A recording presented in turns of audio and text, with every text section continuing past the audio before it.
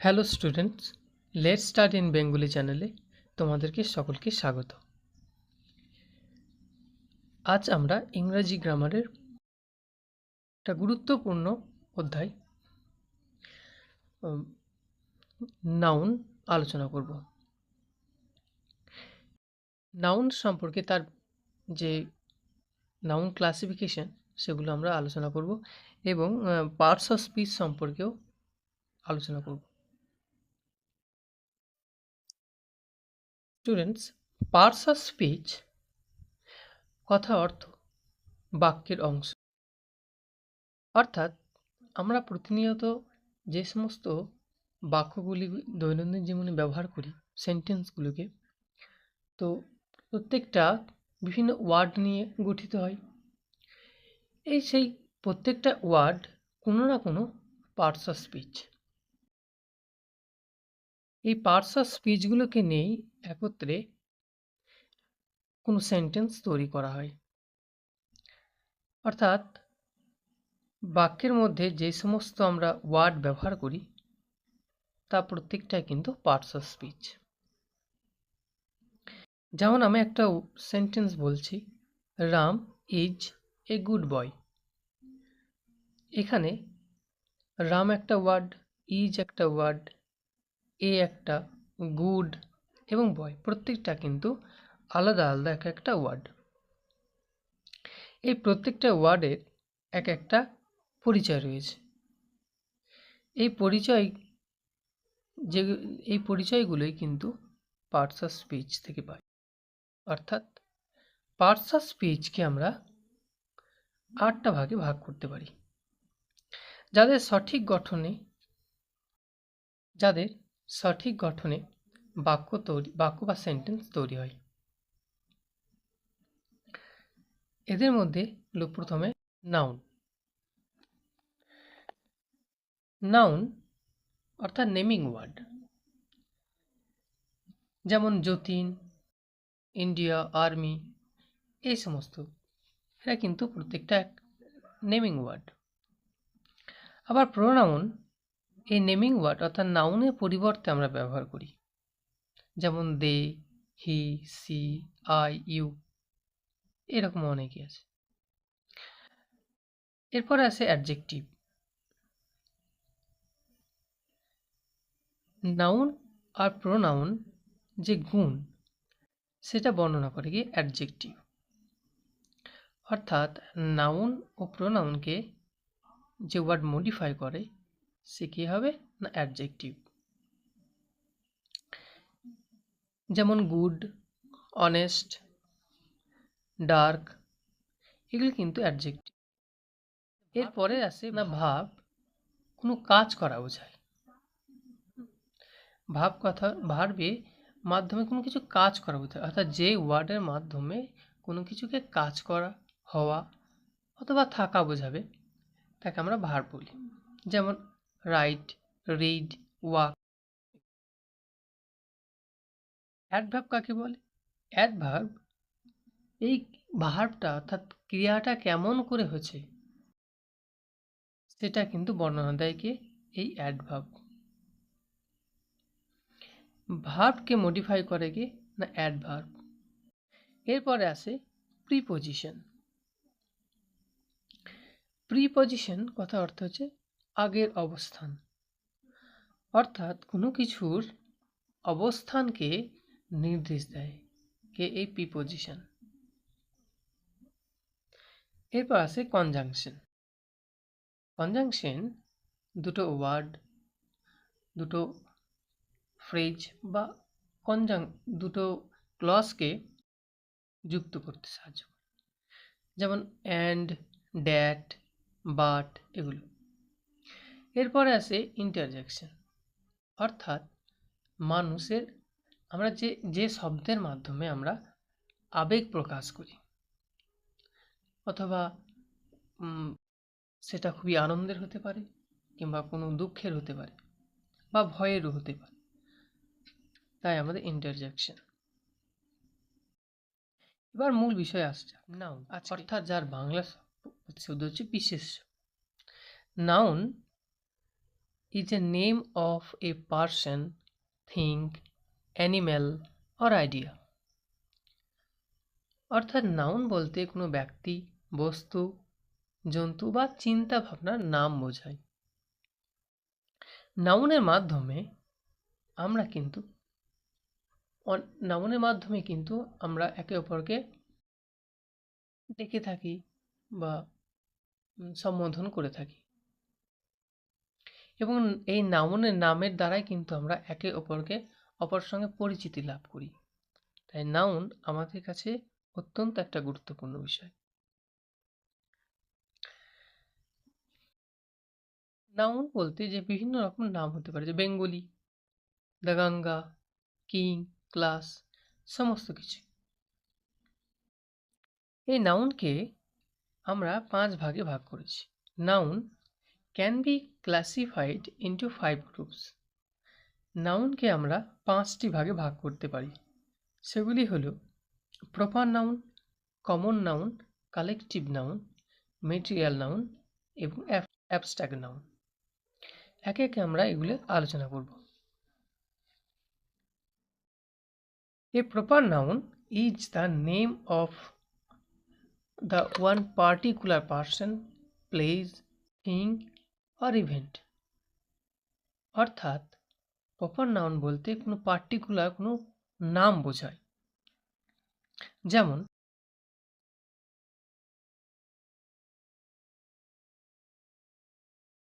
Jatin, Kolkata, the Ramayana, the Times of India, the Ganga, এরকম কিছু বিষয়। যে নির্দিষ্ট বিশেষ মানুষ বা স্থানকে না বুঝে একই ধরনের অন্য ব্যক্তি বা বস্তুকে বোঝায়, তখন প্রপার নাউন না হয়ে কমন নাউন হয়। যেমন Valmiki is the Homer of India. এখানে হোমার কিন্তু প্রপার নাউন নয়, কারণ হোমারের কথা বলছি না আমরা, হোমারের যে গুণ তার সদৃশ্যকেও সেটা বলছে। প্রপার নাউন এর প্রথম লেটার সর্বদা ক্যাপিটাল হয়, যেমন Ram, Pritam. Secondly, a common noun denote no one person or thing in particular, but is common to any and every person or thing of the same kind.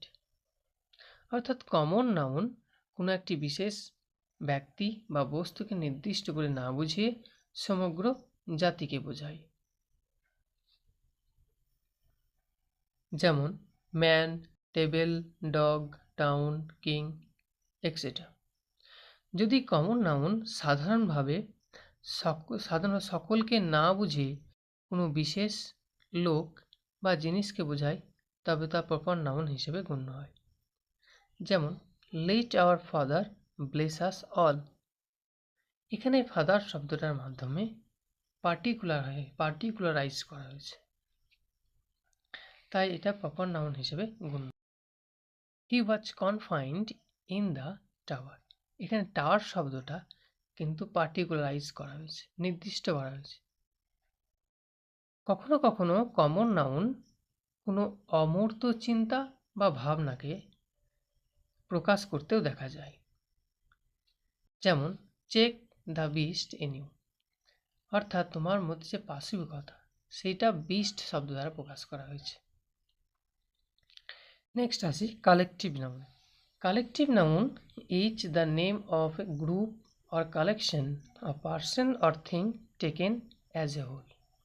অর্থাৎ কালেকটিভ নাউন কোনো ব্যক্তি বা বস্তুর সমষ্টিকে বোঝায়। Example, a band of musicians, a board of directors, a bunch of grapes, a bundle of sticks, a chain of mountain, a code of laws, a class of students, a company of soldiers, a convoy of cars, a series of lectures, a crew of sailors, a crowd of people, a fleet of ships, a flock of sheep, a gang of robbers, a bucket of flowers, a herd of cattle, a pack of owls, swarm of bees, a troop of monkeys। এসবগুলো কিন্তু collective নাউনের উদাহরণ। A collective noun denotes one individual whole, hence the verb is singular। অর্থাৎ collective noun যখন নির্দিষ্ট করে কোনো individually বোঝাবে, একত্রভাবে বোঝাবে, তখন এর ভার্ব কিন্তু সিঙ্গুলার হবে। আবার যদি a noun of multitude denotes the individuals of group, hence the verb is plural although the noun is singular in form। অর্থাৎ দেখা যায় যদি কোনো কালেকটিভ নাউন তার ইউজেস ডিফারেন্টলি, তার ভাগ হয়ে যাওয়া এরম বোঝাচ্ছে বিভিন্ন গ্রুপে, সেক্ষেত্রে কিন্তু প্লুরাল ইউজ করব।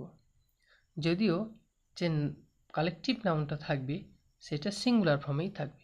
মেটেরিয়াল নাউন, এরপরে material noun denote the matter or substance of which things are made। অর্থাৎ কোনো পদার্থ বা মেটেরিয়াল দিয়ে তৈরি জিনিস হলো মেটেরিয়াল নাউন। যেমন iron, water, soil, gold, milk etcetera. আমরা জানি বিভিন্ন র মেটেরিয়াল দিয়ে কোনো জিনিস তৈরি হয়, তো সেই র মেটেরিয়ালগুলো কী বলবো? Material noun. দেখো, যখন মেটেরিয়াল নাউনকে পার্টিকুলারাইজড করা হয় তখন তা কমন নাউন হিসেবে ব্যবহার করা হয়। যেমন the water of this tank is clear. অর্থাৎ এই যে ট্যাঙ্কের জলটা নির্দিষ্ট করে দেওয়া আছে, জলটা কিন্তু নির্দিষ্ট করে দেওয়া আছে না ট্যাঙ্কের। দ্য গোল্ড অফ গোলকোন্ডা, গোলকোন্ডার যে সোনা নয় কিন্তু গোলকোন্ডার সোনা, এ পার্টিকুলারাইজ করা আছে, তো সেক্ষেত্রে কমন নাউন হিসেবে ব্যবহার করা হবে। when they denote things instead of materials। অর্থাৎ উপাদান না বুঝিয়ে উপাদানের তৈরি জিনিস বোঝাবে তখন কমন নাউন হবে। যেমন হি ওয়াজ পুট ইন আয়রনস। দেখো, আয়রনস মানে তো লোহা, কিন্তু এখানে আয়রনস শব্দের অর্থ লোহার তৈরি কোনো জিনিসকে বোঝাইছে, তো সেক্ষেত্রে কিন্তু এটা কমন নাউন হিসেবে ইউজ করা হয়েছে। এরপরে আসি অ্যাবস্ট্রাক্ট, অমূর্ত, অর্থাৎ যেটা দেখা যায় না, ফিল করা যায়। An abstract noun is the name of quality, action or state belonging to an object। অর্থাৎ কোনো ব্যক্তি বা বস্তুর গুণ, কাজ ও অবস্থার নাম বোঝালে অ্যাবস্ট্রাক্ট নাউন হয়। যেমন দয়ালুতা, কাইন্ডনেস, জাস্টিস, ইউথ। আমরা অ্যাবস্ট্রাক্ট নাউন সহজে চিনব কী করে? দেখো, যে সমস্ত যাদের ক্ষেত্রে কি দেখব, NESS, TION, HOOD, SHIP, DOM, MENT, ISM, TH, IC, CY যুক্ত থাকে তারা কিন্তু অ্যাবস্ট্রাক্ট নাউন হয়। যেমন goodness, education, childhood, friendship, kingdom, infancy etcetera. Names of science, arts and disease are now treated as abstract noun। অর্থাৎ বিজ্ঞান, কলা এবং যে রোগের নাম সেগুলি কিন্তু অ্যাবস্ট্রাক্ট নাউন হিসেবে বিবেচনা করা হয়। যেমন music, politics, grammar, malaria. Particularly কোনো বিশেষ গুণ বোঝালে অ্যাবস্ট্রাক্ট না হয়ে কমন নাউন হয়। যেমন they praise the honesty of the boy. অর্থাৎ ছেলেটির যে সততা, অর্থাৎ তার কোনো একটি বিশেষ গুণের কথা উল্লেখ করছে, তো সেক্ষেত্রে এটা কমন নাউন হয়ে যায়। সেক্ষেত্রে এটা কমন নাউন, অর্থাৎ কাউরি বিশেষ গুণ যদি বোঝানো হয় তবে সেক্ষেত্রে দেখতে অ্যাবস্ট্রাক্ট মতো লাগলেও কিন্তু সেটা কমন নাউন হিসেবেই ইউজ করা হবে। এবার জেনে নিই countable noun. Countable noun stand for something that can be counted. অর্থাৎ যেগুলোকে আমরা গণনা করতে পারি সেগুলো হলো কাউন্টেবল নাউন। কাউন্টেবল নাউনের প্লুরাল ফর্ম হয়, কাউন্টেবল নাউনের আগে ইনডিফিনাইট আর্টিকেল ব্যবহার করা হয়।